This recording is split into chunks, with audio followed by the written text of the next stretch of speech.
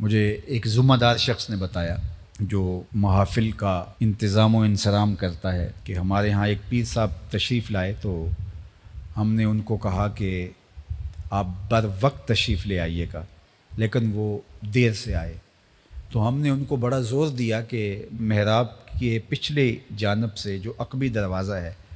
اس سے آپ اندر تشریف لے آئیے تاکہ تقریر واز نعت جو بھی چل رہا ہے اور پھر اتنے لوگوں کا ہجوم ہے تو آپ گزریں گے۔ تو وہ نہیں مانے، انہوں نے کہا نہیں میں تو ادھر سے آؤں گا، اور پھر وہ جو ہے وہ دروازے سے مین دروازے سے داخل ہوئے اور پھر لوگ کھڑے ہو گئے اور پھر نعرے اور لوگ ایک دوسرے کے اوپر گر رہے ہیں اور بوڑھے آدمی نیچے آ رہے ہیں اور وہ آہستہ آہستہ چلتے ہیں۔ انہوں نے مجھے بتایا کہ وہ ہولے ہولے چل رہے تھے، ہوتا نا کہ گنجائش مل گئی ہے اور لوگ ایک دوسرے کے اوپر گر رہے ہیں، کوئی بوڑھا آدمی ہے زخمی ہو جائے گا، اس کا تقدس مجروح ہوگا، لیکن وہ ہولے ہولے چل رہے تھے، وہ اس پروٹوکول کا لطف لے رہے تھے، اس پروٹوکول کا نشہ اٹھا رہے تھے۔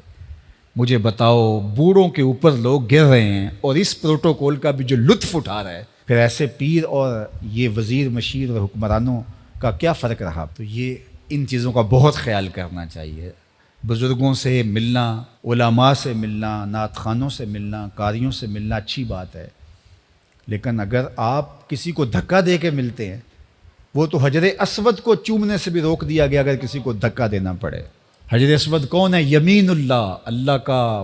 دست راست ہے، اللہ کا دایاں ہاتھ۔ جو حجر اسود کو چومتا ہے وہ رب سے مصافحہ کرتا ہے، کتنی بڑی بات ہے۔ لیکن کہا کہ اگر رش ہے، کسی کو دھکا دیتے ہیں اور کسی کو تکلیف پہنچتی ہے تو آپ دور سے ہی اس کی طرف اشارہ کر کے جو ہے وہ استلام کر لیں، آپ رش میں نہ گھسیں۔ تو جب حجر اسود جو یمین اللہ ہے، حجر اسود کو چومنا رب سے مصافحہ کرنا ہے، تو کیا حیثیت بچتی ہے رضا ثاقب مصطفی کی، کیا حیثیت بنتی ہے قاری کی، نعت خواں کی اس کے مقابلے میں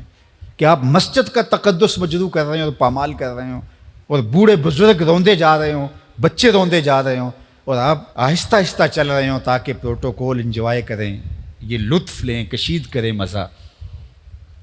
تو یہ بہت بری بات ہے۔ آپ اچھے مسلمان کے اچھے انسان بھی نہیں ہیں، آپ تو اپنے آپ کو شیخ المشائخ کہلاتے ہیں نا، زینت القراء ہیں، آپ تو طوطی پاکستان ہیں، آپ تو خطیب امت مسلمہ ہیں، آپ تو نابغہ روزگار ہیں، آپ تو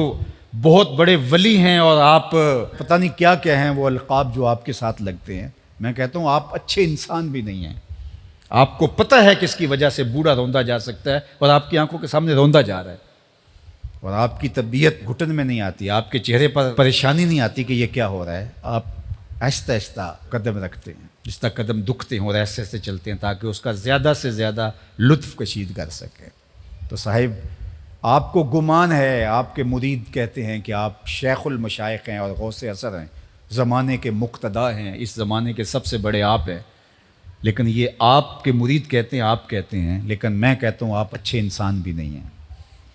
تو اس لیے ان چیزوں کا بہت لحاظ رکھنا ہے، یہ ہمارے دین کی اقدار ہیں اور ان کو ہمیں سمجھنے کی کوشش کرنی ہوگی۔ جو ہماری محافل کا سٹائل بن گیا ہے اور جو صورتحال بن گئی ہے، یہ خانہ زاد چیزیں ہیں، شریعت ان کی اجازت نہیں دیتی۔